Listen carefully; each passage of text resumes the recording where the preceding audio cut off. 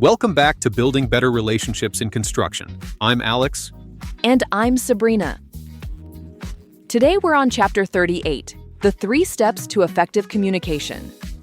In construction, most of our real problems aren't just about concrete, framing, or finishes. They're about conversations. Especially when clients are upset or worried. How you talk in those moments can either escalate the conflict or turn it into a chance to build trust. Today, we're going to walk through a simple 3-step communication framework you can use in those tough situations.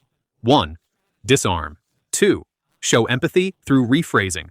3. Ask questions. These 3 steps build on what we covered in the last episodes and give you a clear structure you can follow in real time, even under pressure. Step 1. Disarm with facts and validation. Let's use the same garage stem wall example. A customer is upset because the mortar joints on part of the wall are wider than they expected. They're calling the work poor, and they've sent pictures to friends to back up their frustration. In that moment, most people want to jump into defense.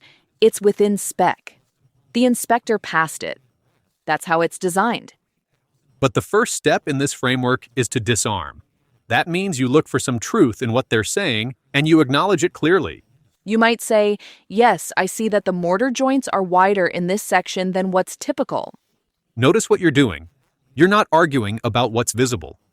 You're not attacking their judgment. You're validating a factual observation. That one sentence does a lot of work. It shows you're actually looking at what they're pointing out. Signals respect instead of defensiveness. Takes a little bit of emotion out of the air. Disarming is about establishing common ground. You're not crazy. I see what you're seeing. Once you've done that, you've opened the door for the next step. Step 2. Show empathy through rephrasing. After you disarm with a truthful acknowledgement, the next move is to show empathy by rephrasing their concern in your own words. This is where you prove you understand not just the fact, but the feeling behind it. For example, you might follow up with, "It sounds like you're really concerned because the wider joints give the look of inconsistent workmanship, and that's frustrating for you." In that one sentence, you confirm the details, wider joints, inconsistent look. Name the emotion, concerned, frustrated. Connect it to what matters to them, the appearance of quality. You're not defending the work yet. You're not explaining engineering or code. You're simply saying, "I get why this is upsetting you." This rephrasing creates psychological air. The customer starts to relax because they no longer feel like they have to fight to get you to understand. And this is where the dynamic shifts. Instead of you versus me, it becomes both of us looking at this problem together. Step 3. Ask questions to clarify and collaborate.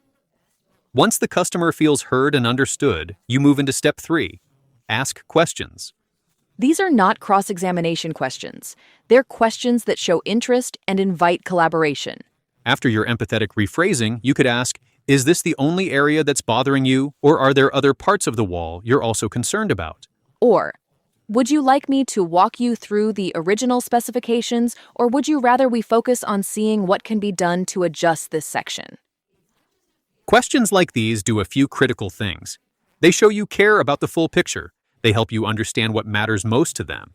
They invite them into the solution instead of leaving them on the outside, judging. And even if you think you already know the issue, asking questions slows the conversation down in a good way. It keeps you from rushing to a solution that might miss what they actually need.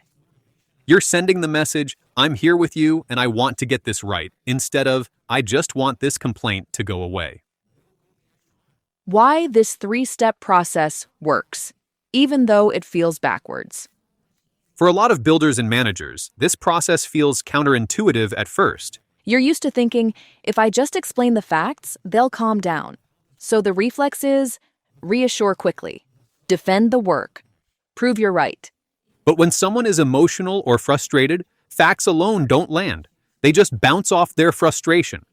This 3-step process lines up better with how people actually work. 1. Disarm with something true they can agree with. 2. Empathize by rephrasing their concern and feelings. 3.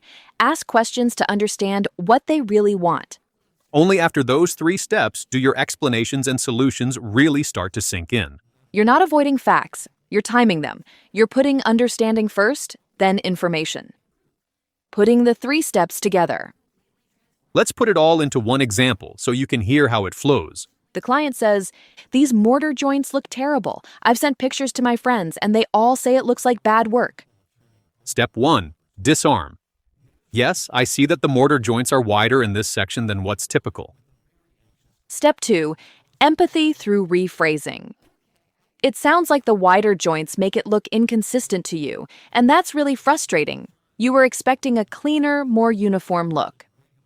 Step 3. Ask questions. Is this the main area you're concerned about, or are there other spots we should look at together?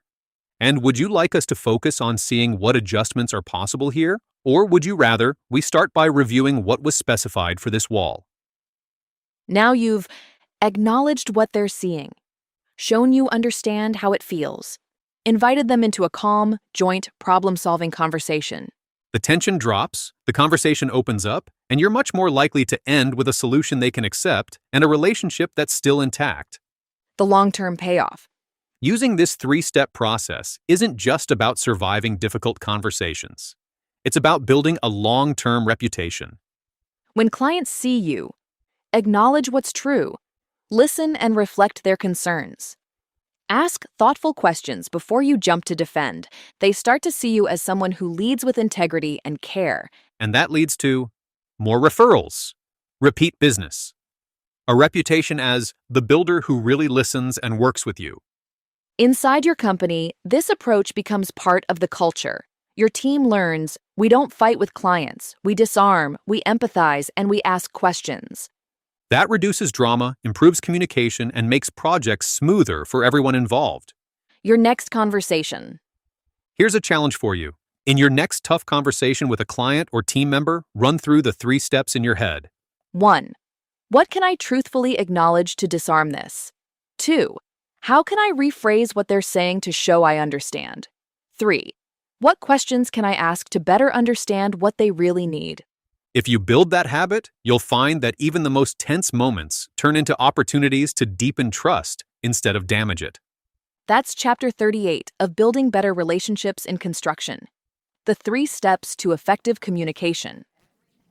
Share this episode with your project managers, superintendents, or anyone on your team who finds themselves in the middle of tough client conversations. And remember, this podcast is based on the principles and practices found in the book Building Better Relationships by Paul Schwinghammer, available in multiple formats, including audiobook on Amazon and Barnes & Noble. I'm Sabrina. And I'm Alex. Use these 3 steps, disarm, empathize, and ask questions, to turn difficult conversations into long-term relationships.